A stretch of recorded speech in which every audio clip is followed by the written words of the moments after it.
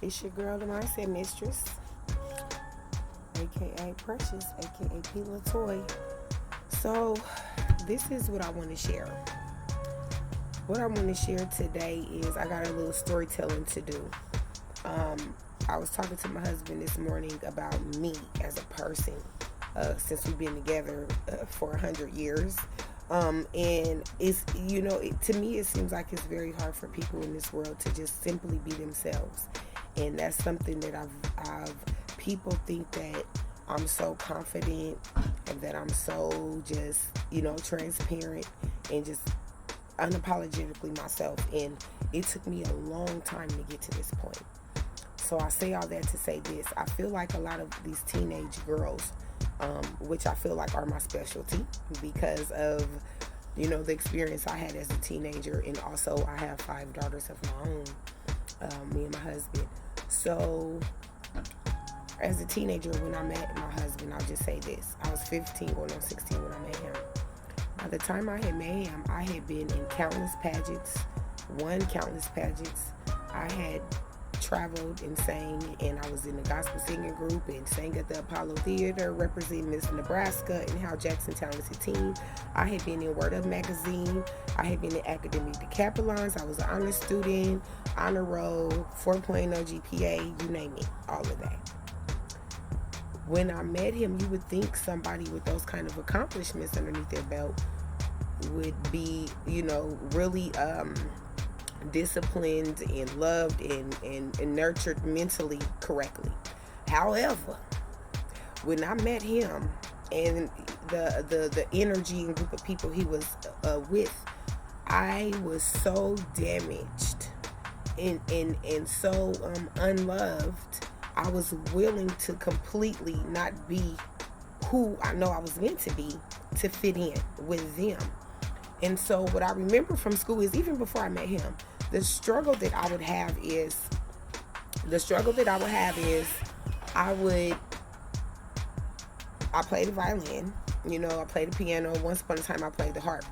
I was an honor roll student. So what the thing is when I was in honors classes, I was bored. None of my friends were in there. My favorite classes would be gym and like lunch. Because everybody who grew up in the neighborhoods I grew up in, and the city that I live in, I grew up on 34th and James. You know what I mean? And that is, when I was a kid, that was like one of the hoods of all hoods. And no shade to it, I loved my neighborhood. However, it's like it was a certain type of energy that you had to have, around a certain group of people. So I kind of doled down who I was and doled down my intelligence, how articulate I was, the fact that I preferred classical music over rap, a lot of different things about myself I hid because I wanted to fit in with my people. You feel me? However, I always knew that I was different, but I struggled with that significantly. So for, it's not that I never was fake, could never be. Let's be clear about that. I never was fake, but I struggled with people accepting me for who I know that I really was, who I was meant to be. I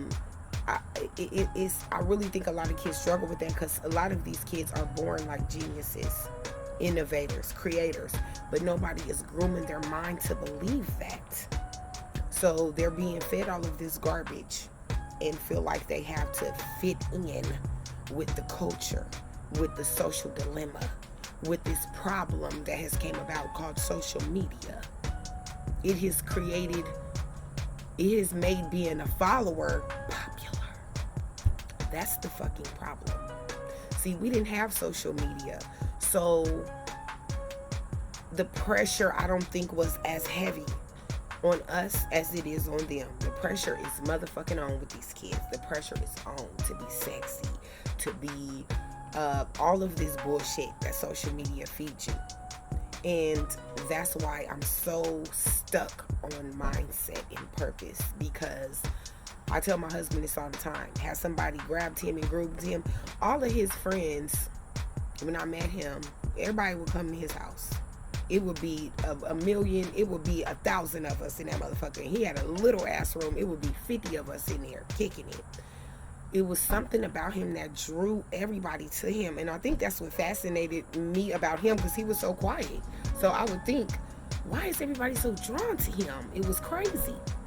So if somebody had planted the seed and watered it and groomed it, he would probably be an entrepreneur and a business owner right now, a multi-millionaire. However, he ended up being a gangster and ended up doing some time in prison a couple of times and doing all kind of shit, me as well. Mindset. So I feel like these kids are doing what they see. Kids do what you show them, not what you tell them. So I go back to me saying this. Me, just as an adult woman this morning, speaking to my husband, found out a lot about myself just talking to my husband. Found out that all this time, here we are 23 years later, all this time, I had been seeking approval from people who never gave a fuck about me and still don't. Would believe any lie or rumor that comes about me that was never deserving of my love or loyalty. Never. And this whole time, like when I first came around, I would break bread on people when I was a teenager. I've been working since I was 14 years old, giving people money. Just people thought that I didn't know that they were completely taking advantage of me. I played stupid, but I'm like, I do whatever it takes to fit in. Now that I'm stepping into my purpose, I'm coming back. I'm retracting back to my foundation and who I was meant to be.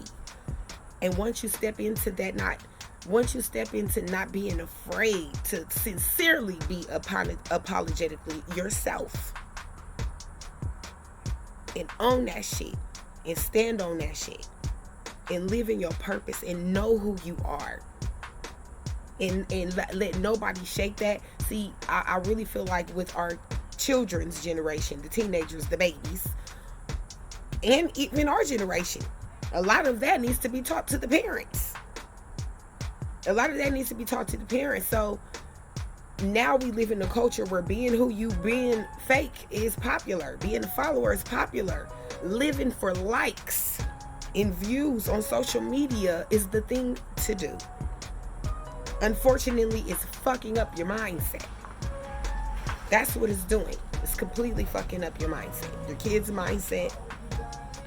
What you feed in your mind. So my goal is, the reason why I'm so focused on mindset, because I wish that someone had groomed my mindset and planted those seeds of growth and those seeds of abundance.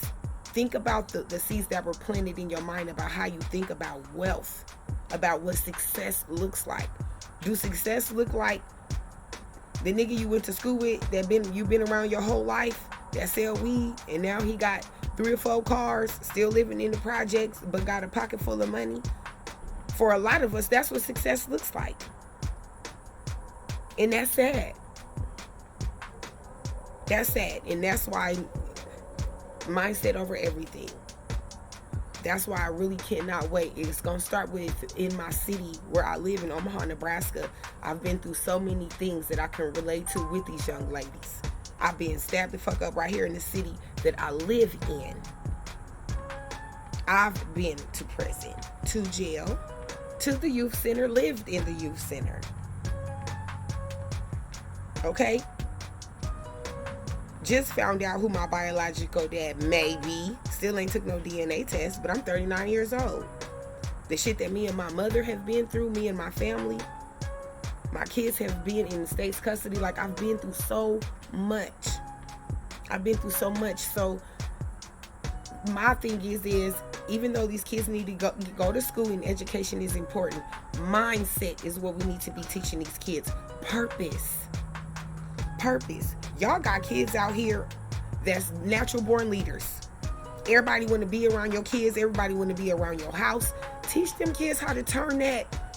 They got the ability to draw the people to them. Teach them how to be an entrepreneur and turn that liking into a business. These young girls in the city I live in, I don't know what's going on around the world. I see videos and shit all the time, but these girls be banging. They be fighting every day. every single day, and for what? What is that doing? Who is that helping? That's not helping nobody. That's not helping nobody. Oh my God, I'm so passionate about these young ladies. I'm so passionate about it. So I just felt like I had to speak on that this morning. You know what I mean? For such a long time, even as an adult woman. And I know I'm not the only one. I know it's somebody that's grown that's watching this right now. That been spending their whole life trying to fit in and be something they not, just so they can be accepted by motherfuckers who don't even. Come on. Come on. And another thing, before I go, I'm going to say this to the mamas. Know who your tribe is. Know who your tribe is. If you are the most successful person in your tribe, you need to eliminate yourself from that circle. Show your kids. You want to step in your purpose? Go take a test drive on that car that you want. Exposure and education to the things that you want and you need. Don't be afraid to take a leap of faith. You know what I'm saying? In order to get what you want, in order to get different results, you have to do something different. And you can't wait for the shit to fall out the sky. Listen, we're naturally born negative thinking creatures. Unfortunately, you can't say that when you're by yourself, all of the shit that you've been through in life don't pop up in your mind. You train your mind to constantly focus on your purpose and what you have and what you're grateful for. I promise you, more of it will come. Get rid of the toxic people and toxic energies in your life. Pray for God to reveal, and He will. Pray over your kids, over your household. Unfortunately, like I always say, our brains, that's our garden of wisdom. A lot of our brains are full of weeds. Our garden of wisdom is full of weeds. We were not groomed to think purpose. We weren't. And our children are not being groomed for that either. And now they got this monster called social media. And I think it was created for the greater good, but now it's turned into a monster of its own. And what you feed your mind is so fucking important to the progress, to the mindset progress. Because once you control your thoughts, you control your life. You wealthy here first, way before that shit hit your bank account. You feel me? You heal here first before that shit falls into play before your eyes. And I feel like that's what a lot of grown folks and these teenagers are struggling with. Just being yourself. When you was a kid, you know, you weren't taught that being yourself is good enough for this world. Most of us was probably taught that we're not good enough. You don't even want to speak on your ideas, even at work. You don't even feel confident enough to go for that new position because that security was never built in you. That confidence was never built up in you. Nobody ever told you that you were built. You were put on this earth already forgiven for all of your sins with a purpose, meant for greatness. You have greatness in you. Les Brown says it all the time. That's why I love him. You have greatness within you. And it's hard to believe that. It's easy to feel feelings of pain, of sorrow, of hurt, of anger, because you felt those feelings so much in your life. So it's hard to retract from that. It's harder to visualize yourself being a multimillionaire, being a business owner, being a boss, because that's what you was meant to be. That's what you were meant to be. And what's for you is for you. Fuck a hater. What's for you is for you. And these young girls and their mamas, it's hard for people to just be themselves. Everybody living for social media. And unfortunately, drama is cool. Fighting is cool. Not to me, but to the masses. But guess what? The masses is broke. The masses is struggling. You want to be a part of that number? Or you trying to bar the fuck out and create a life that you don't need to take a vacation from? You have the choice. And I'm changing my mindset. Completely changed my life. I'm completely wealthy here. I got it. The light bulb finally clicked and everything else is starting to fall into place. I'm failing my way to success. And once you start looking at your failures as lessons and what can you do to grow from the shit that you failed at, you'll start to look at life different. I promise you. Be yourself unapologetically. It relieves a lot of stress, honestly. Completely, master the art of not giving a fuck about what the world thinks about you, because what's for you is for you, and you have purpose. You have greatness within you. It's like I said, as Les Brown says, but purpose, okay? Discipline. We got this. But anyways, it's your girl, the Mindset Mistress. I just wanted to give y'all that word today. If you have teenage daughters, share this with them, because I hid who I was for a lot of years trying to fit in with people who never gave a fuck about me. And when we was younger, we was really like, y'all remember that song 50 Bitches Deep? We was 50 Bitches Deep. I'm not friends with not one of those females. Not one. Not one. Associates with a few, but not friends. Not friends at all. My husband is my ride or die. And it's crazy. I keep trying not to show my hand because I always take my jewelry off at night and I put everything on but my ring and it's on my table. But yeah, it's still, yeah, we there. It's real. I ain't going nowhere till death do us part. So I cannot wait to just dive into this motivational speaking and talk to your girls and to you about how to change your mindset and change your life, change your path, and to walk in your purpose. Y'all have a beautiful day.